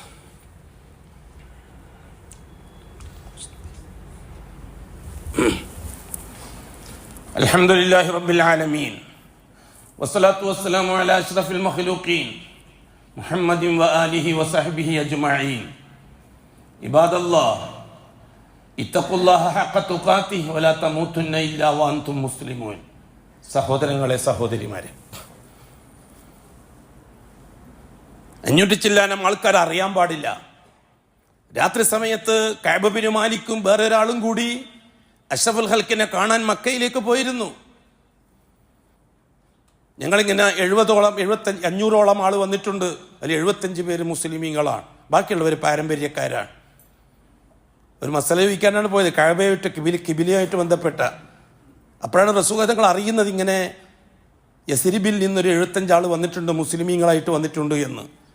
റസൂലുള്ളാഹി തങ്ങൾ അവരോട് പറഞ്ഞു, ഞാൻ ദുൽഹജ്ജ് 13 അന്ന്, ഹജ്ജ് തീരുന്ന അന്ന് രാത്രി പാതിരാ കഴിഞ്ഞിട്ട് ഞാൻ നിങ്ങളുടെ അടുത്തേക്ക് വരാം. നിങ്ങൾ സ്വകാര്യമായിട്ട് ഒത്തിരി കൂടിക്കൊള്ളണം, ഒരു രഹസ്യ യോഗത്തിന് ഏർപ്പാടാക്കിയ അഷ്റഫുൽ. കാരണം ആ 500 ആൾ അറിയാൻ പാടില്ല, ഖുറൈശികളും അറിയാൻ പാടില്ല. ഇവരെല്ലാം ഹജ്ജിന് വന്നിട്ടുണ്ട്. ഞാൻ എത്ര കൃത്യമായി പറഞ്ഞു. എന്തിനു വേണ്ടിയിട്ടാണ് സഹോദരങ്ങളെ? നാം പാരമ്പര്യക്കാരെ കണ്ടിട്ട് വഞ്ചിതരാവരുത്, അവരെ നിസ്കാരം കണ്ടിട്ട് വഞ്ചിതരാവരുത്, അവരെ നോമ്പ് കണ്ടിട്ടും ഹജ്ജ് കണ്ടിട്ടും ദിക്ർ ഹൽക്ക കണ്ടിട്ടും സലാത്ത് ഹൽക്ക കണ്ടിട്ടും വഞ്ചിതരാവരുത്. വല്ലാഹി അവർ ലലാലത്തിലാണ്. ജാറങ്ങളുമായി ബന്ധമുള്ള കാലത്തോളം നിങ്ങൾ തൗഹീദ് ക്ലിയറായി സംരക്ഷിച്ചു കൊള്ളുക, ഷഹാദത്തിന് സഹിയാക്കിക്കൊള്ളുക. അതാണ് നമുക്ക് കിട്ടിയ പാരമ്പര്യത്തിന്റെ ദീൻ, പരമ്പരാഗതമായ റിസാലത്തിന്റെ ദീൻ. ബഹുമാനപ്പെട്ട റസൂലുള്ളാഹി തങ്ങൾ ആ രീതിയിൽ പറഞ്ഞു ഉറപ്പിച്ചിട്ടുണ്ടായിരുന്നു. ഹജ്ജ് കഴിഞ്ഞു, ദുൽഹജ്ജ് 13 അന്ന് വൈകുന്നേരത്തോടു കൂടി എല്ലാവരും പിരിയാൻ തുടങ്ങി.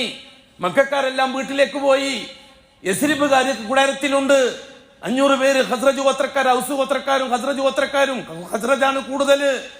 റസൂലുള്ളാഹി സ്വല്ലല്ലാഹു അലൈഹി വസല്ലം പാതിര കഴിഞ്ഞതിന് ശേഷം അർദ്ധരാത്രിയിൽ മെല്ലെ ഹുദൈബിയ അഖബയിലേക്ക് പോവുകയാണ്. ജംറത്തുൽ അഖബ, കല്ലെറിയുന്ന സ്ഥലം. അഷ്റഫുൽ അവിടെ എത്തി.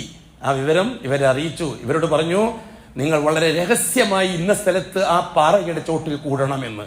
ഈ 75 പേര് കൂടാരത്തിൽ നിന്ന് 2 ആൾ 5 ആൾ വീതം മാത്രം ഒന്നിച്ചു പോകുമ്പോൾ മറ്റുള്ളവർ അറിയും ഒന്നിച്ചു മുസ്ലിമീങ്ങളുണ്ട്, ഒന്നിച്ച് ഷഹാദത്തില്ലാത്ത മുസ്ലിമീങ്ങളുണ്ട്, തൗഹീദില്ലാത്ത പാരമ്പര്യ യാറത്തിന്റെ മുസ്ലിങ്ങളുണ്ട്. അവരറിയാൻ പാടില്ല. അവർ സ്വകാര്യമായിട്ട് അവരെ പോയി കൂടി. അഷ്റഫുൽ ഖൽഖ് കൃത്യസമയത്ത് അവിടെ എത്തി.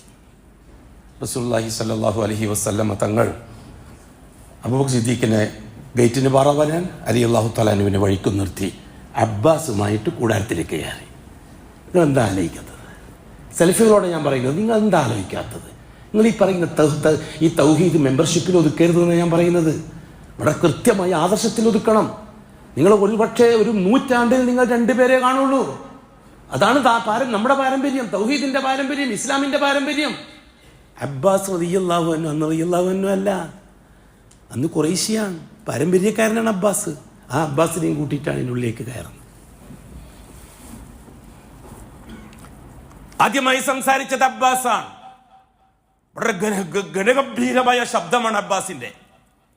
അബ്ബാസാണ് സംസാരിക്കുന്ന 75 പേരോട്. ഞാൻ അറിഞ്ഞു നിങ്ങൾ മുഹമ്മദിനെ കൊണ്ടുപോകാൻ വന്നിരിക്കുകയാണ് എന്ന്. നിങ്ങൾ എന്ത് മനസ്സിലാക്കി മുഹമ്മദിനെ സംബന്ധിച്ച്? മുഹമ്മദ് എൻ്റെ കുടുംബക്കാരനാണ്.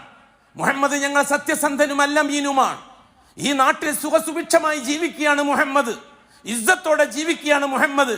യാഥാർത്ഥ്യത്തിനെതിരിൽ പാരമ്പര്യക്കാരെ തൃപ്തിപ്പെടുത്തിക്കൊണ്ട് അബ്ബാസ് പ്രസംഗിച്ചു. യാഥാർത്ഥ്യം അതായിരുന്നോ? അശോകന് കിടന്നുറങ്ങാനൊരു വീടുണ്ടോ അവിടെ? പക്ഷെ അബ്ബാസിന്റെ തറവാട് ബോധം, പാരമ്പര്യ ബോധം, ഈ പാരമ്പര്യം മൗലാനമാർ എന്ത് കള്ളവും പറയും അവരുടെ വാദം ശരിയാക്കാനും സലഫിയത്തിനെ എതിർക്കാനും. അതുകൊണ്ട് സൂക്ഷിച്ചിട്ട് വേണം മുഹമ്മദിനെ കൊണ്ടുപോകാൻ. നിങ്ങൾ അവിടെ പോയിട്ട് നിങ്ങൾ എൻ്റെ മോൻ മുഹമ്മദിനെ വഞ്ചിക്കാനാണോ, ചതിക്കാനാണോ, ശത്രുക്കൾക്ക് വിട്ടുകൊടുക്കാനാണോ പരിപാടി? എങ്കിൽ ഒരു കാരണവശാലും മുഹമ്മദിനെ വിട്ടുതരികയില്ല. ഈ സന്ദർഭത്തിൽ അപ്പുറത്ത് എഴുന്നേറ്റുന്നത് കഅബ് ബിൻ മാലിക്കാണ്. കഅബ് ബിൻ മാലിക് എഴുന്നേറ്റിട്ട് പറഞ്ഞു, അതോ സഅദ് ബിൻ മുആദാണോ? സംശയമുണ്ട്. എഴുന്നേറ്റിട്ട് പറഞ്ഞു റസൂലുള്ളാഹി തങ്ങളോട്, യാ റസൂലല്ലാഹ് ഇന്നാ സമീനാ കലാമഹു ഫതകല്ലം. അങ്ങേരെ സംസാരം ഞങ്ങൾ കുറെ കേട്ടു നബിയെ, ഞങ്ങൾക്ക് അതൊന്നും കേൾക്കണ്ട, ഞങ്ങൾക്ക് തങ്ങളുടെ സംസാരമാണ് കേൾക്കേണ്ടത്, തങ്ങൾ പറ. എന്താണ് ഞങ്ങളോട് പറയാൻ ഉദ്ദേശിക്കുന്നത്? ആ രംഗം ഒന്ന് നിങ്ങൾ മനസ്സിൽ തസവ്വുറാക്കി നോക്കിയേ. ആ രംഗം, ഇന്നത്തെ രംഗം ഒന്ന് തസവ്വുറാക്കി നോക്കിയേ. ഞാനിവിടെ നിർത്തുന്നു. ഞാൻ ഒരുപാട് ആഴ്ചകളോളമായി നിങ്ങൾക്ക് ഷഹാദത്ത് പറഞ്ഞു തരികയാണ്. ഞാനൊരു കാര്യം നിങ്ങളോട് വ്യക്തമാക്കുന്നു. ഞാൻ ആരോടും ഒരു വിധത്തിലുള്ള ഒരു കരാറിൻ്റെയും അടിസ്ഥാനത്തിലല്ല തൗഹീദ് പറയാൻ വേണ്ടിയിട്ട് നിങ്ങളോടൊപ്പം കൂടിയത്. ആരുമായിട്ടൊരു കരാറും എനിക്കില്ല, ഒരു സംഘടനയുമായിട്ടും എനിക്കൊരു കരാറുമില്ല. ഞാൻ ഒന്നിൻ്റെയും ഒരു മെമ്പറുമല്ല ഇന്നും അന്നും.